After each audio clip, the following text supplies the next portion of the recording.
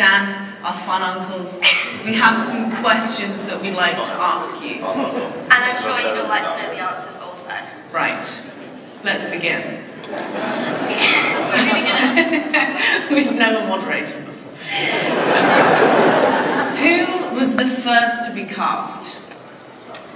Talk about casting the two of us first. That's what Yeah. Well, they're two separate, because you were not the first to be cast. Okay, who was the first to be cast? Probably Peter, right? Peter. Yeah. Either Peter or Sean, right around the same time. We definitely, Peter said yes first. Peter said. Were they your first choices? They were yes. Ah. They were the only two people that we knew. Peter and Peter and Sean. Peter did good, Sean did. Were the two people that we knew. Those two were easy. I think casting the Stark girls was a really tough one because we knew, first of all, Because we knew we didn't know good people like this.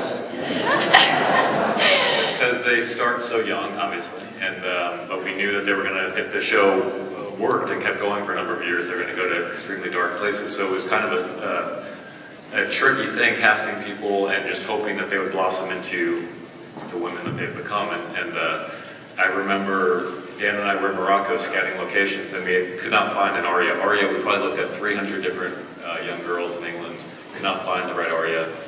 And then we were sitting in this hotel lobby. It was like the one place you could get wireless, and you're looking at the casting videos, and there's a little thumbnail picture of Maisie Williams, you know. And there's just something about that little tiny thumbnail face that, like, it seemed right. It seemed aria-ish. And She looked like she was 7. In fact, she was 12 years old, going on 7. She was. So we clicked on the audition video, and we had to wait about 40 minutes for it to download, and we finally saw her first audition for it, and she was fucking awesome at it. So we met her in London when she read again, and she remained awesome, and then we had to find a Sansa, and we ended up, I think, with 3 different candidates, and you did chemistry reads with. Yes. This isn't our time to answer questions, but we'll tell you the story anyway. Sophie and I auditioned together. It was my second audition. It was my last audition.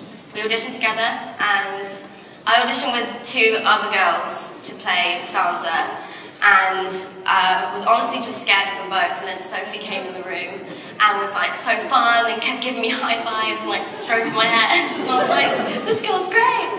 And we got on really well, and it came across on camera, which is good. Now, so you might notice on Maisie's forearm there's a little tattoo. Can you explain what that is? I have a matching one, but it's in peach, so you can't see it. Trying to tell me something. This is the date that we got the call saying that you would like to cast us in Game of Thrones.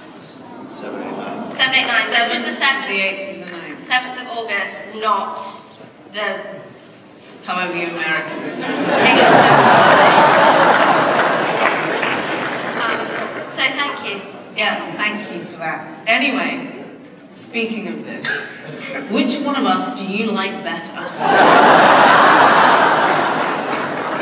Well, it kind of depends, I think. What, day to day? Or like What day is season? it? Is it an odd day or an even day? No, just be honest, come on. Here's the nitty-gritty. Who's best? Maisie's good at fighting. Yeah, Arya's dangerous. No, not Arya and Oh, it's not about the- Yeah, we're we're talking about talking about Maisie. Maisie and Sophie now. Oh, right, definitely Maisie. Maisie. Mine's great. Maybe We're joking. We love you both. We do. We got very, very We lucky. don't love you. We got very lucky. You said we're the fun uncles. So You're just uncles now. I don't think fun uncle sounds good. That sounds like a euphemism for something. barely euphemism. It always kind of amazes me, and we talked about this, how lucky we got. Not just that the 2 of them turned out to be such wonderful actresses, but that they, and the other actors in the cast, that we got such a good group of people, because especially when the show became successful, it's so easy for people to get turned by that and become total assholes, and they haven't become that way. And Kit Harington and Alfie, like, everyone has remained pretty great. With, one exception, but other than that, We won't discuss no. in a public forum. No, let's not talk about Nikolai here. Yeah. But He was always kind of the worst. yeah, he was always. I just feel it is. It's the kind it's not, I know, smallest violin, but it's not an easy situation. The situation you guys have stepped into, it can be a difficult situation to navigate when all of a sudden this blows up the way it did for you, and you both completely weathered it and navigated it in a very impressive way. Thanks, guys. No mean jokes, no nothing. It's just, it is very, and on the acting side of things, on the performance side of things, it's just to watch you guys become the actors you become has been very gratifying for us. And also we feel very fortunate because if you weren't the actors that you are, we would have fired. Well, if you weren't the writers and creators that you are, we would have been fucked. I know, So, really right. I mean, right. We've seen you develop over the years too.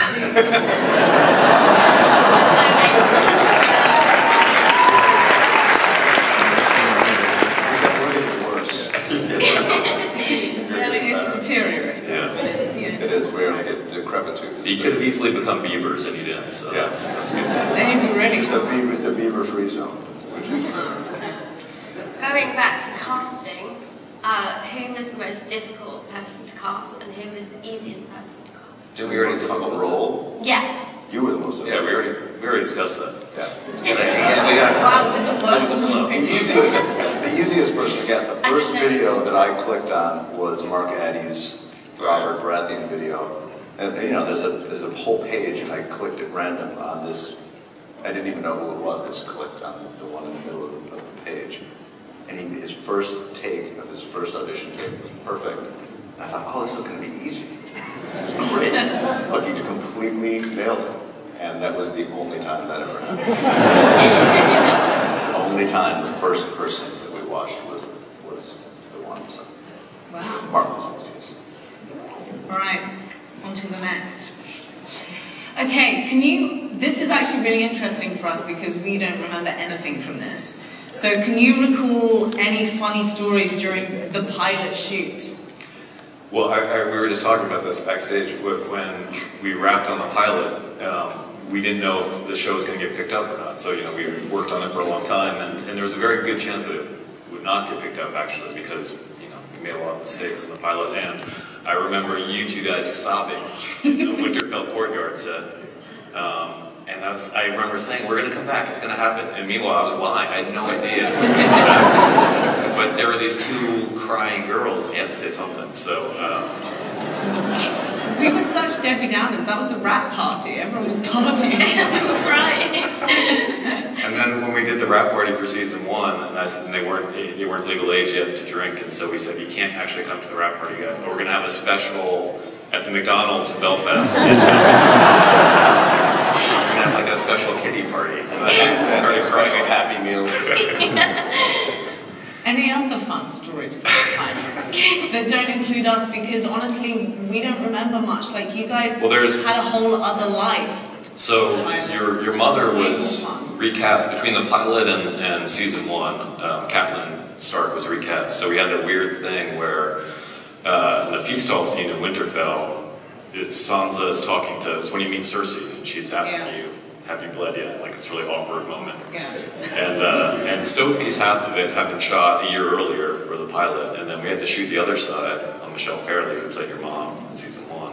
And meanwhile, you've gone from being about 12 to like 23 in the last 12 months. So the weird thing about the pilot was everyone got so much older, even though it was only a year. Like Kit looked like a little boy when we shot the pilot. Yeah. He became. There was a scene from the original pilot that we were going to use because Kit was very good in it. And Peter was very good at it, but when we looked at the footage and we looked at Kit's, we just looked at photos and hanging out with Kit, you know, a year later, he looked 6 years older. Wow. And he was clean shaven, so he looked like he was 12. There's a scene in the pilot that might be the worst scene we've ever written. There's probably the most embarrassing scene anyway, where it's the guys, the Stark boys and Jon Snow and Theon, and they're all kind of like shaving each other. They're getting their haircuts by Tommy Dunn, actually. And it's a really weird scene. They're all shirtless, and it's kind of like, wait, why is this scene? And the only reason that scene is in there is because there was no continuity between scenes in the pilot. The beards were all different between when we shot. To explain why. So there's So they're all standing around, and if you look closely, you can tell that they're all flexing because they're shirtless. And they all want to like flex their abs. I remember that day on set, they were all just sitting there doing crunches all day, doing every take. I remember that the day before Alfie had starved himself of water. Yeah, so had Richard, they'd all been like obsessive over it. Paid off though, right guys? Paid off. Talk about your writing process. We've just come to the end of shooting season 7. How would you then go into shooting season 8? Do you do a whole outline first, or do you outline first? Put episodes between each other and do that? What would you? Writing process. Writing process. So we have 2 other writers on the staff, Brian Cogman and Dave Hill. The 4 of us get together in a room. We kind of break down the upcoming season, and then we split up and write different sections of the outline. We have the last one we'll ever do for season 8, which is kind of sad. And yeah, so we have a 140-page outline for, it's only going to be 6 episodes for the final season, and then we divvy up the episodes. Dave Hill will write the season premiere, Brian Cogman episode 802, and then we'll write the other 4. And yeah, Dan and I just pick halves. We kind of fight over who gets to write which half, like who gets to kill Sansa. This was the only We both wanted to kill Sansa so badly. This was the only time. Usually we pick. It was always a very kind of. It took 2 minutes to divide the halves. This time was 18 back and forth emails about. Well, I'll take this scene if you take that scene, because we realized it was the last time we were going to actually be doing this for the show. Oh wow! And so what happens?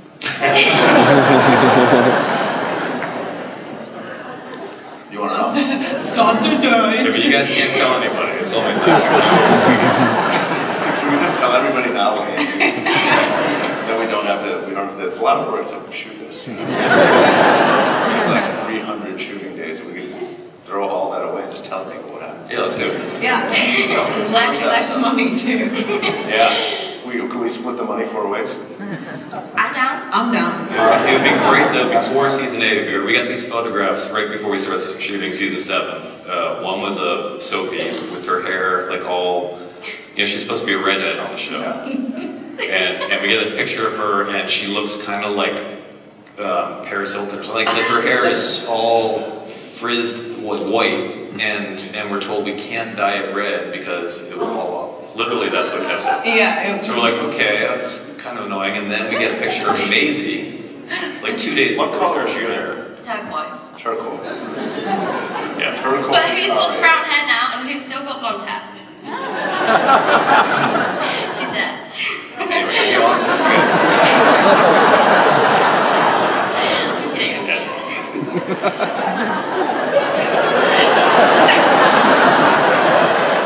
Okay.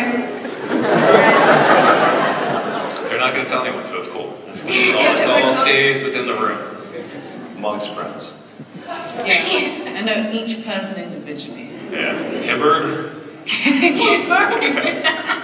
Where are you, James? Oh, there he is. Alright guys, enough of the joking. Talk a bit about why you think Game of Thrones characters resonate so much with the audience. Because some are beloved, some are so hated, and some of the fans just love to hate. Of course, they both love our characters. I mean, they love both our characters. I think since you two play the characters, you should talk about it. You know better than we do. Why do people love Maisie so much and I mean Arya so much and despise Sansa so much? I don't get You invited us onto this thing. Yeah. No, but it's a really good question, but I'm more curious to know. No, we're curious to know what you think. Yeah, come on, with moderators. Well, I think it's different for every character, right? I mean, there's something about Arya. Arya is a rebel, and I think people are drawn to people who rebel against whatever the societal And strictures dye their hair are. turquoise. Huh? And dye their hair turquoise. She dyed her hair turquoise. That's her. And so that one makes sense. For me, though, Sansa, to be honest here, like completely honest, like Sansa, even in the books, I remember like book readers would always kind of hate Sansa, or a lot of them would. And to me, I always loved her because she seemed like a real person. Like she's really annoying sometimes, and she's like a stuck-up teenager sometimes. But you know, a lot of us were annoying teenagers at one point, and she just seemed really believable, and also she goes on, to me, one of the most interesting journeys, because she doesn't start out as someone who's really sharp and shrewd and tough, but she becomes that person. Arya is kind of always there, you know, which is great, and that's what's great about Arya, but Sansa had to get there by painful experience, and she's always honestly been one of my favorite characters. I think Sansa has to face, in a way, harder choices than Arya. I mean, Arya, there's always a pretty clear path, like what's the cool, badass thing to do, and I'm going to do that thing. That's always what Arya does. Sansa's choices, I think, are, in a way, feel more real and maybe resonate more with people's real, kind of not black or white, but gray experience, where there's not any easy decision I have to make here, and anything I do is going to have difficult, negative consequences, and I'm going to make those choices, and I'm going to own the choices that I make. So I feel, and I think that initially it was always, there was the kind of the fun sister and the less fun sister, but I think as it's gone on season after season, to me, I feel like you guys are probably at parity now. Like you guys are probably in the same place in terms of like overall love. You know? So, I mean, you could ask these people. Queen of the North! Queen of the North. Thank you very much.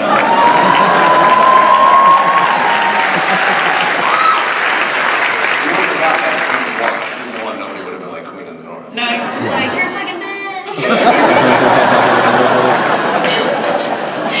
But we got there in the end. So it's okay.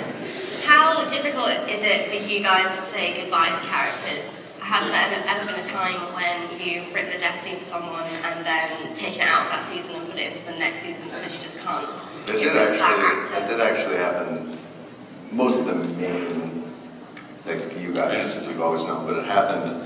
Noah Taylor was on the show season 3 and 4. Started in season 3, and he got a death scene in season 3. He was gonna, in the bear pit scene,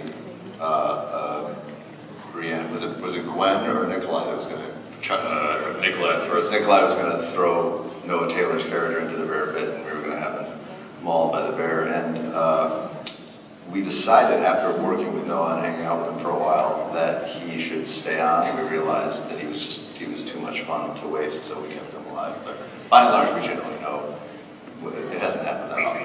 Yeah. Killing Momoa sucked though, because Momoa. That was bad. Yeah. I mean, he had to, like, it's such a classic death from the book, so there's no way to change it. But it was really fun. Jason's just, you know, larger than life figure, and so never totally recovered from getting rid of him. Certainly larger than me figure. Yeah. Is that why you brought him back for that? Pretty much, yeah. So we can hang out with him as well. Yeah, we had a fun weekend. Where he broke my hand, but yeah, then he rotated his hand. He broke your hand? Yeah. Talk about that. Tell us about it. So, we're in a restaurant in Belfast with Amelia. Yeah. And who? And Alfie. Alfie, yeah, and Jason Momoa. And Jason. Things not to do while drinking in Belfast. What was the game? It's like the slap game. Yeah. Or is it the one where you played that with Momoa? This game. That was just it seemed like a really good idea. We were having a lot of fun and laughing, and it was funny. And then I remember looking at David, and I said, "Hey, dude, look at your hands." And his hands had already started to swell up. Because Jason is 250 pounds and so fast. Yeah, that's the problem. I was like, oh, he's big, but I bet I'm quicker. But so fast. And then didn't you have to go home? Yes. So I went home. I've been away from home for about a month. Yeah, I have a baby. My wife's taking care of the kids with no help from me. I come limping in the door, and my hand is swollen up like a catcher's mitt. And she's like, "What the fuck is that?" And I said, "Oh, I was playing the slap game with Jason." And she was just so disgusted with me. And she's like, "Well, we gotta get to the hospital." And she took me to the emergency room, and the doctor in the emergency room did the x-rays and all, and she said, "Oh yeah, your friend squished your hand." That was the medical term for this is squish. Squish. I think as writers, we could have come up with a better story. Yeah. So anyway, don't play the slap game with Jason Momoa. Life lessons. That's why you really got rid of him, isn't it? So you could be the tallest man and the biggest man in the car. Far from it though. Look at that's right, you've built the mountain. No. Top floor. Right. Oh yeah, strongest man in the world. By the way, if you could bring one person back, who would it be? I'm just throwing in my ad lib. Oh, wow. Yeah. I mean, you're lost-selling as a moderator. You watch when you develop. Character or actor? Actor. Actor. Then character. Who would people like to, I mean, Hold on. Oh, there we go.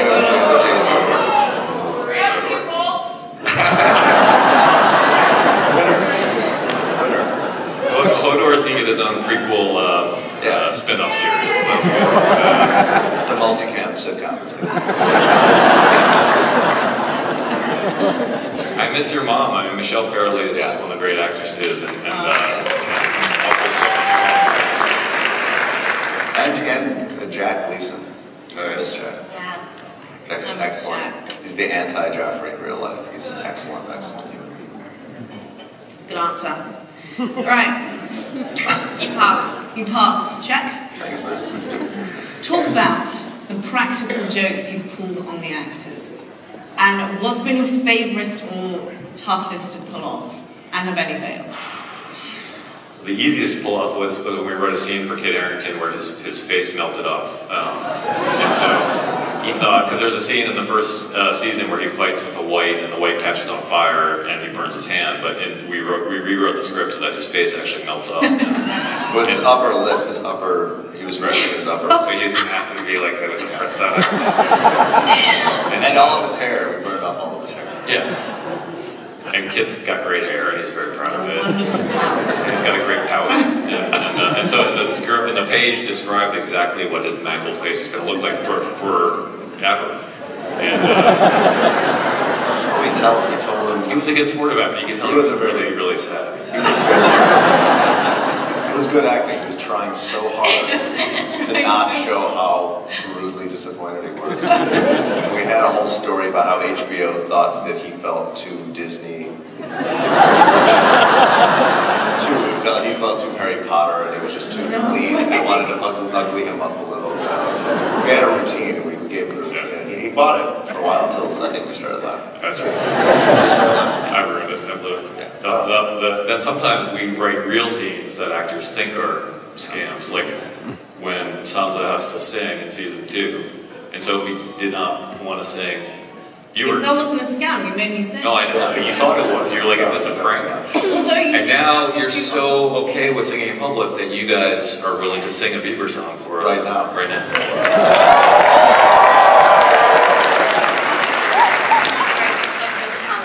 Yeah, we're running out of time.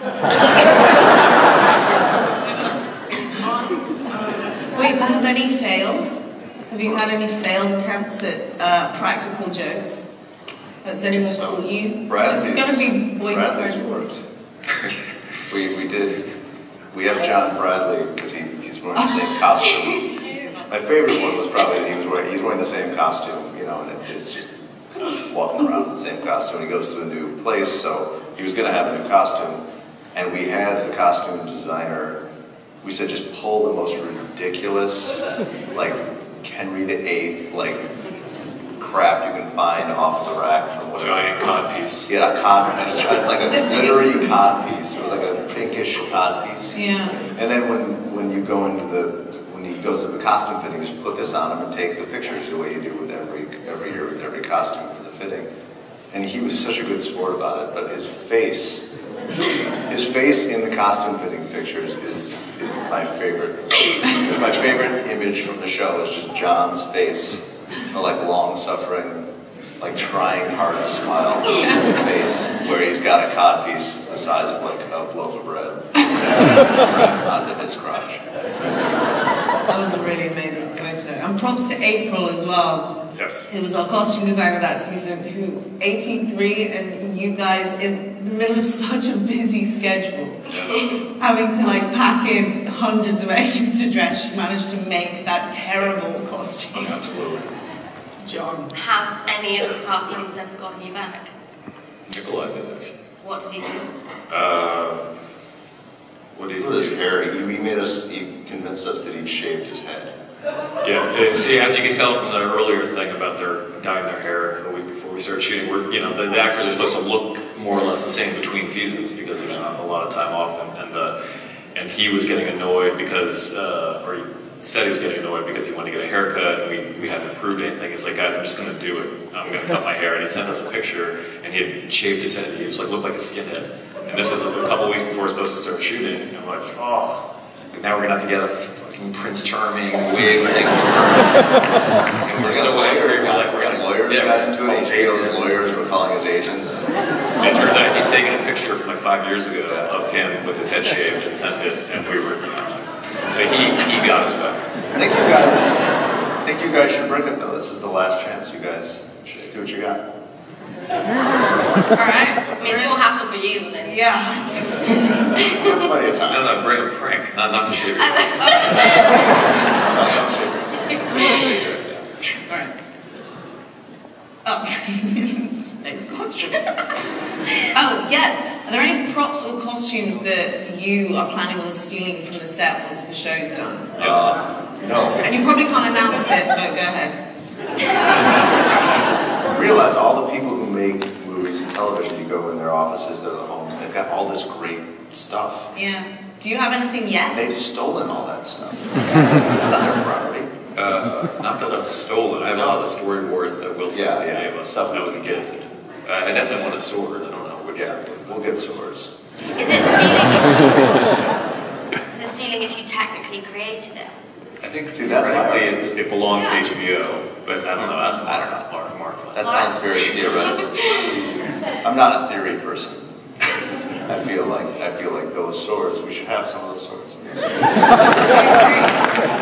Which would you have? Ooh, it's a tough one. Oathkeeper, right? Oathkeeper is a good one. Ice is a good Ice is one. good. I always love ice. Is really Mountain cool. sword is pretty impressive because it's like 8 feet tall. Long claws. Needle's nice. Long claw's cool. Yeah. Needle. So that really narrows it down. We're gonna take all of the swords. Oh, you know what's a really nice one actually is the Tarley family sword. Yeah. Heartsbane. The who? Heartsbane is the Tarley family sword. We've had the same armor from the pilot Tommy Gunn, who's Tommy Gunn, who's amazing, and the Tarley sword is beautiful. Talk about the inclusion of musicians over the past few years. Do you always agree on who you're going to recruit to be on the show? Usually we've only had people that we both agree on for the most part. Has anyone ever suggested someone and the other one's been like, no way? No, not really. I don't think so. It's mostly, a lot of it has to do with who's, a lot of people say they would like to do it, and we tell them, this is so boring. Yeah. You're going to hate this, and you're going to be sitting around for 3 days for 12 hours. And like Sigur Rós came on the 4th season, remember, at your wedding? Not your wedding, the wedding you were at. No. After, so Jonsi, the lead singer of Sigur Rós, he goes out, he does his like hero bit, he does his action, his close-up stuff, and then he's like, can I go home now? We're like, oh no. you're in 1,700 shots for the next 3 days. And by the end, he was so done with it. He was so done. He was done after his close-up. And he was a super good sport about it. Like he hung out and he did it all. He was a good sport, but sometimes you guys see, like we knew that Maisie was a big fan of Ed Sheeran, so for years we were trying to get Ed Sheeran on the show so we could surprise Maisie, and this year we finally did it. Ed, and was he fun? Yes, it was very good fun. And sometimes Dan's a big metalhead, so sometimes I sneak in metalheads around. Mastodon. I said Mastodon. Those guys have done it twice. They're great guys. Yeah, Mastodon. Yeah. I'm still waiting on Bieber, Wait on Bieber. Waiting on Biebs. Season 9. Yeah. Okay. Onwards and upwards, I suppose. Okay, we work on the most complex series ever, but is that true? How many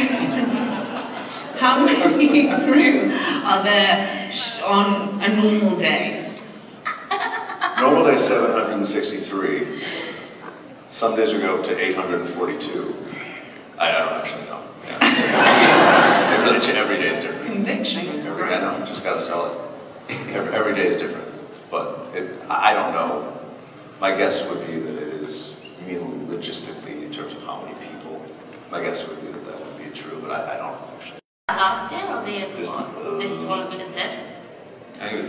I think we've had it a couple times. The first season we had it, I remember asking where, it was when Bran was being chucked out the window, and they had a crane, so I knew there was a crane set up somewhere, and a stunt Bran was all dressed up, and they'd do bungee off the crane. I said, where's Bran getting chucked off the crane? They said, Unit D. I was like, what the hell is Unit D?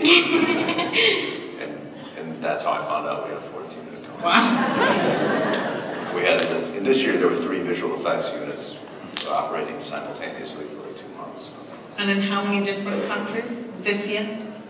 So Northern Ireland, Spain, not Croatia, Dan, Rhode Island, Spain, Iceland, Croatia, and Canada. Canada. That's amazing.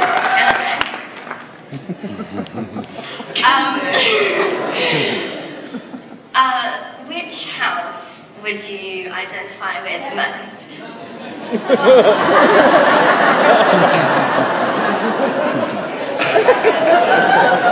I think the Greyjoys have the coolest city. Yeah. The Tyrells have a lot of nice stuff. Yeah. I'm just gonna...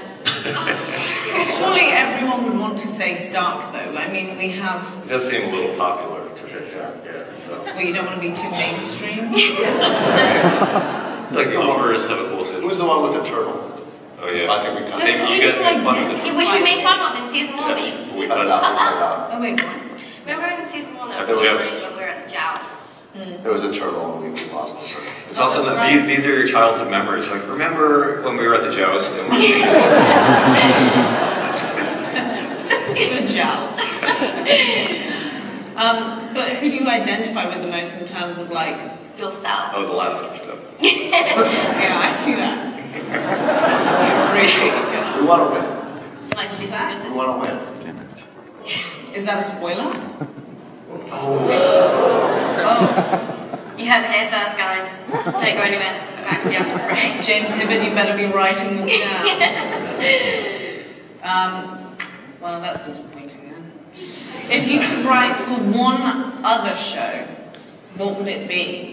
Assume you would do it.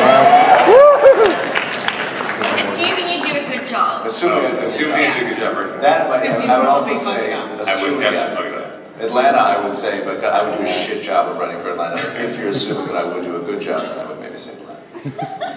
Alright, what about It's Always Sunny? You guys made a Always good Sunny. We've already done that. We've already done a shit job there. That's Yep. Did you write for that though? We did. Yeah. You did? Yes. Ooh, nerdgasm, right guys? A little Wikipedia research would have uncovered.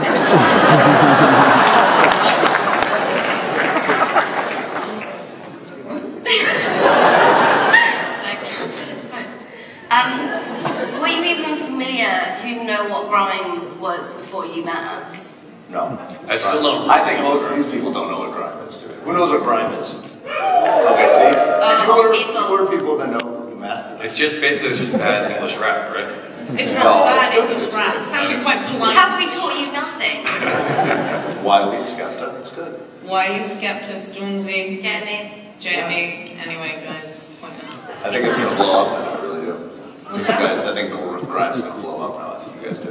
Yeah, now that we've announced it. Here, you heard this here first as well. South by Southwest, right? Watch the Spotify charts. It's going to Yeah. Alright, describe the most significant way in which getting to know us has made you better people.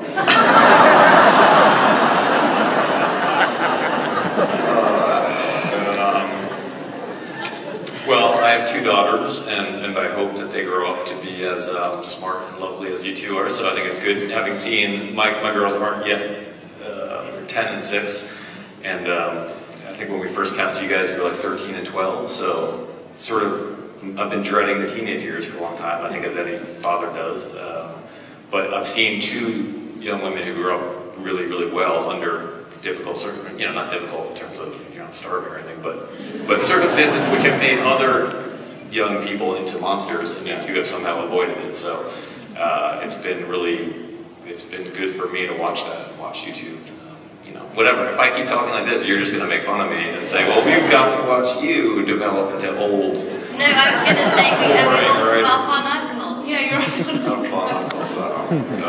That was actually really sweet. I didn't expect you to give us a straight up answer like that, so thank you.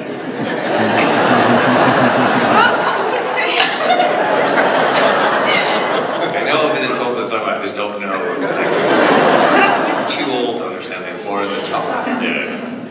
I'm definitely dying. I feel like we should answer Mark Engelberg's question because he's got the most popular question, which is it possible to have a dragon white walker? Maybe. Wow. It'd be pretty cool looking, but it would also be sad. But how's it gonna walk? It's got legs. White flyer. Yeah. Right? I don't know. I don't know if it really goes with the mythology to have a dragon white walker, because It's gonna crush that horse. It's gonna crush that White Walker horse because it's so big. Yeah. Well, thank you, Mark. Now there's got to be a new most popular question because Mark's dumb. Sorry, I'm looking at the screen here. I'm not being insane. All right, go back to you guys. All right. Don't worry, we've only got 2 more left. Oh, perfect. The show's demographic skews considerably younger than that of the average HBO show. How is that possible, considering you're both so fucking old?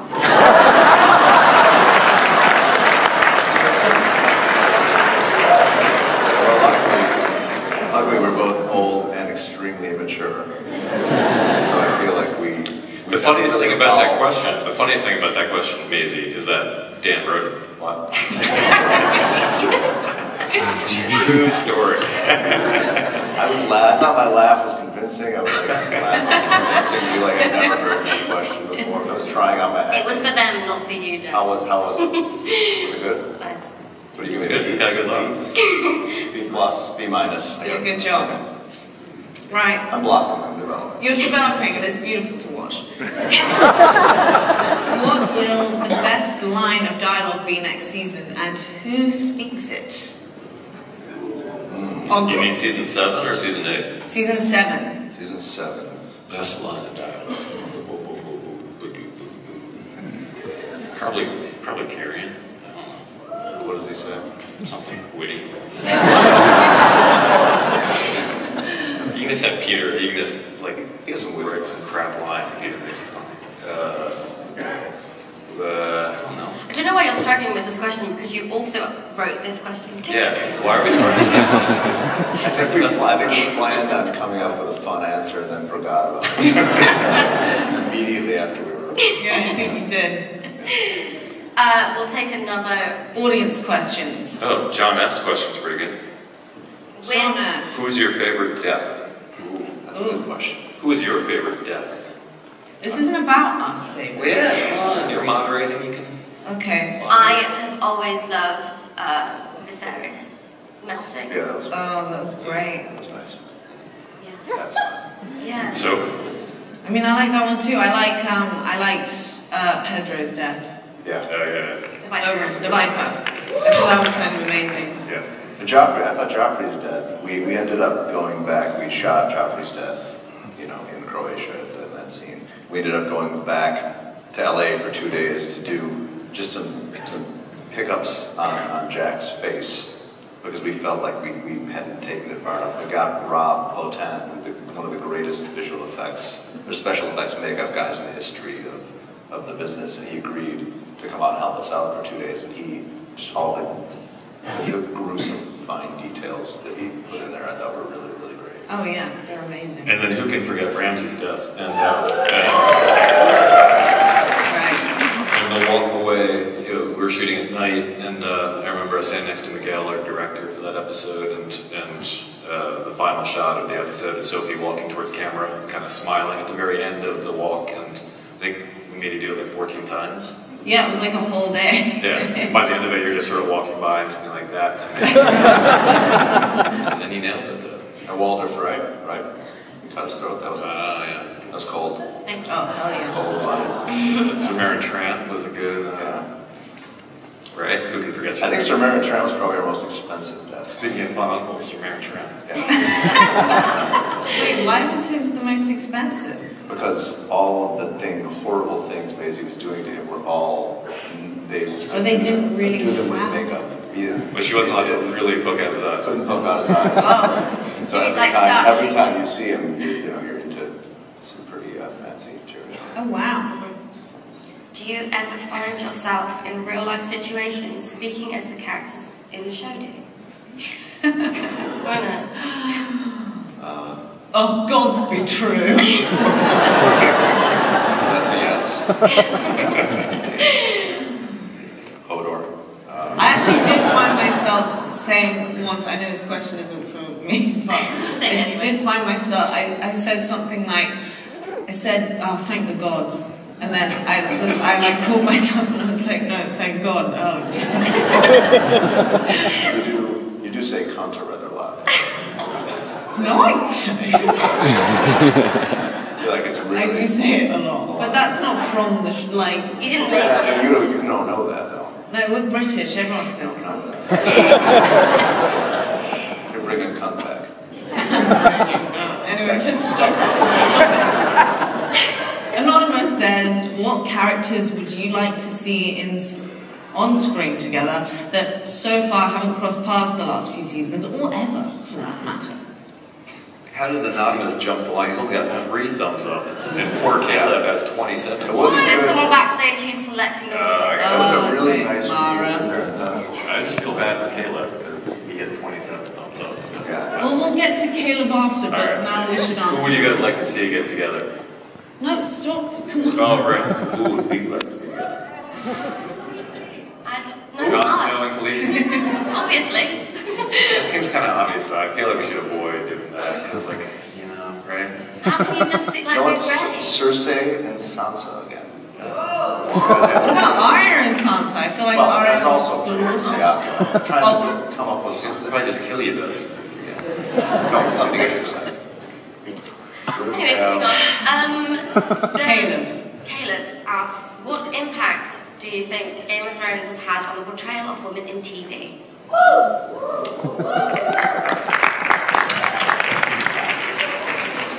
Ladies. That's not how it works. It is kind of, it could work that way. There's a reason it couldn't work. You probably know better than we do. You're the actresses. You have to tell us. No, but how do you think that it's changed? Have you watched another show and been like, we started that? No, not really. I haven't, actually. I haven't. Yeah, I don't know. How has it changed things for women in TV? It's a big question. It is a big question. It seems like you could spend a whole hour. Which any answer we made up would just Well, you I wanted mean, to it's speak part of a in this movement, question. isn't it? It's part of a big movement where there are more. Yeah, you guys pick this. I mean, and this comes from, even from when we read the books initially, like we realized, it's an awful world that the story takes place in, but there were more, in George's books, were more compelling female characters who had agency, who were out there, they weren't secondary to anybody, they weren't anybody's like right-hand woman or wife. They were out there and they were had their own storylines in this world. There were more of them than any show we'd ever seen. Now, obviously, they're like The Sopranos had amazing female characters, lots of depth. I think it seemed like a very actress-centric show before we even started the source material. So that was, a fun thing for us, and it was appealing to us from the beginning. Yeah. Good job. Right, craziest thing to happen on the set of Game of Thrones.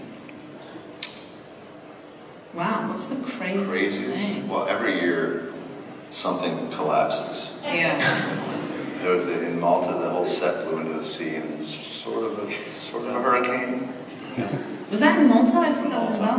Isn't that Stone Arch, the Acer window? Yeah, that just collapsed. We weren't there, so that was good. And there was the rock slide in Castle Black, which didn't hurt anybody, luckily. But oh, that's right. Yeah, Castle Black is on the bottom of a giant quarry cliff and it started to collapse. And the span was like a 300-foot green screen that blew over. Oh yeah. Also, that's nice bit. Yeah. Health and safety is going to be on our ass next year. The crazy things that we see.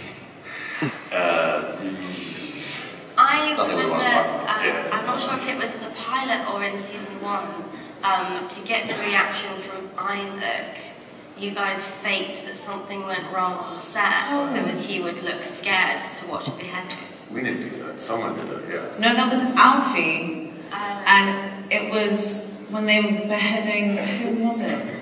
They were beheading someone. Oh no, it was, is it Wayne? Will. Will was the character's name. Bronson Webb. Bronson Webb. Yeah. Correct. And they were beheading him, and then they decided that Alfie would scream, "Call the medic!" And they kept shooting on Isaac, and he was just Except we kind of didn't like... end up using any of it because all Isaac did was look to his mom. Oh, really? He was standing right up, which is not the right direction for him to be looking, but his mom was standing there, and he looked to how he looked to his mom. Wow. Rendering the shot That's so brutal. Yeah. What is your favorite TV show other than God? Maisie, Sophie? It's Always Sunny in Philadelphia. Nice.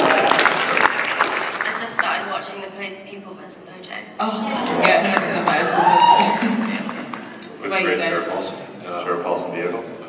Well, yeah, Rick and Morty is Great one. Oh, yeah. Love Atlanta. Love Adventure Time. Well, you guys have Watch a lot of watch cartoons. BoJack Yeah. Horseman? Haven't seen that yet. What about Archer? Like we only watch cartoons.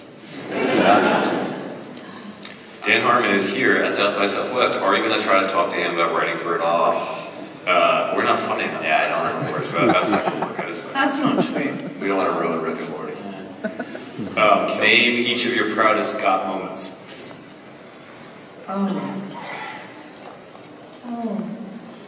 I'm really proud that I moderated a panel. That you're moderating a panel, so is it? Uh-huh. Oh, that's good. I didn't hear you. Old. Moderated. My ear trumpet. What about you, Sue? Actually, it's kind of like, it's so serious. It's what came out of doing one of the Game of Thrones scenes, was like the scene after Ramsay's wedding night. That kind of, like, I'm quite proud of what that brought about, and it led to a discussion about the taboo of rape, and it turned me into kind of an activist for that, so I'm really proud of having done that and been able to portray it on screen.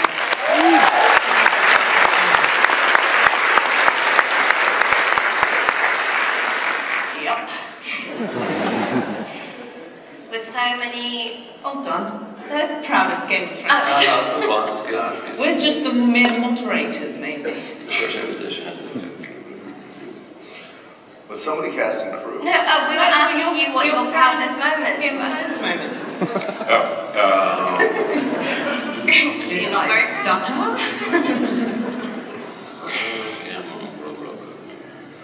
We were taught that we were raised to believe pride is a sin.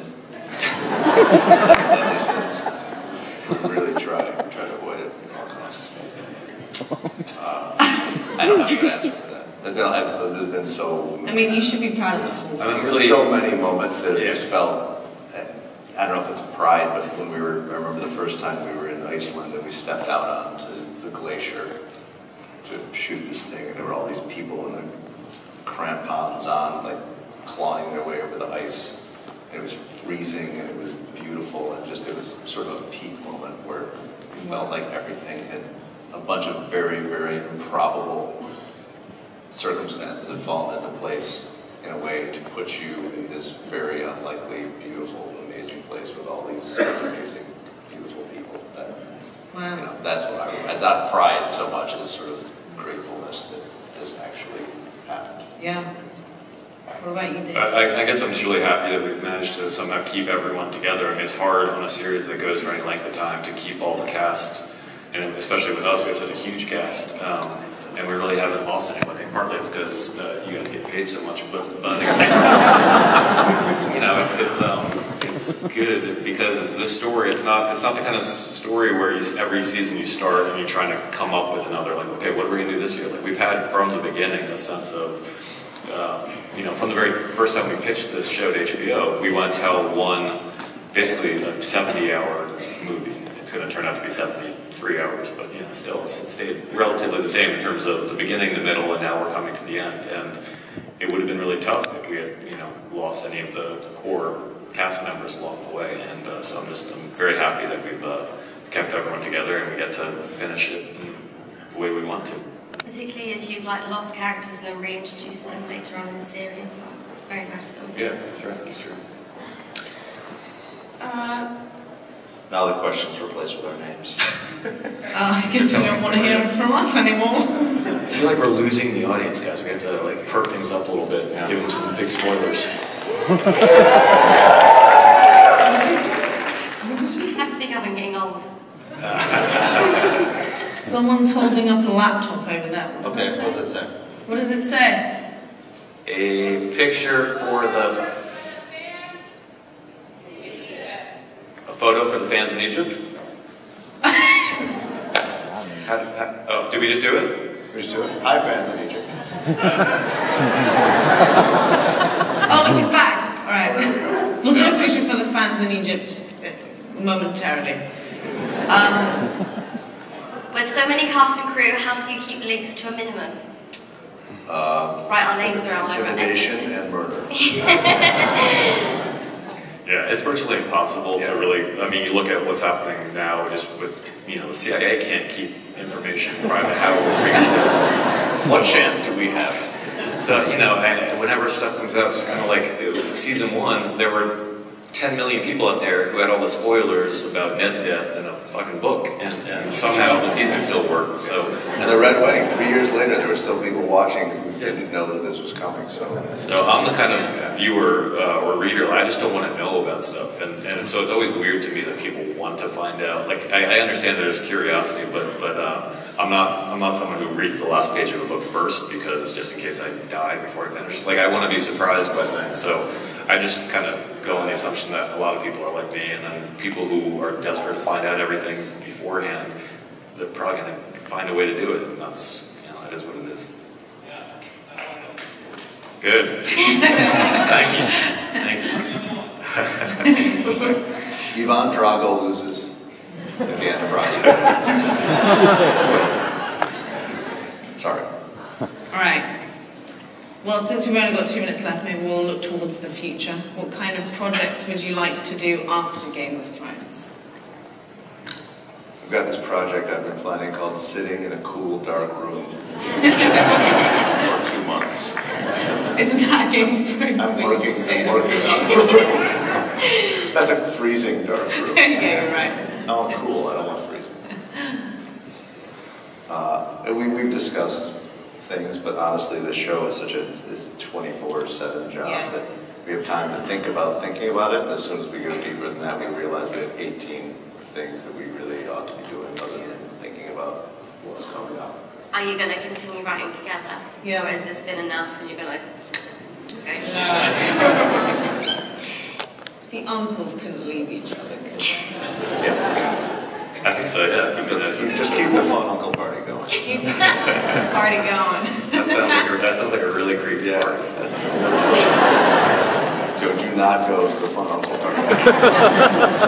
We were talking about this, we all had dinner last night, and we were all saying that that we should all go do different things, because there's always going to be an urge. Well, you'll both be dead, but for the characters who maybe will survive, and there's always going to be like this temptation to keep doing it and do like the spin-off show or do the sequel show and everything. And I think HBO might well do one, and I'm looking forward to watching it. I think it'll be great, but I think it's better for them to get so sorry, but we're killing you. But we'd love to bring you back as a white, our word for zombies in the show, and he was in like Ibiza or somewhere. Yeah. He's like, oh, okay. Yeah. And we said, and you're gonna be naked the whole season. You're gonna be like a naked white because your clothes get. And there's like He just slightly longer clothes. He refused to be moved. I think probably because of whatever he was doing in Ibiza. We didn't catch him in a state where he was going to be shocked by anything. Yeah. He just kept going more and more ridiculous until finally he realized we were kidding. Yeah. The red light is on. I think that means we're being thrown out of here. So the number's moving in the wrong direction. Yeah, we've gone into minus. Okay. Thank you so much, Deirdre and Danny.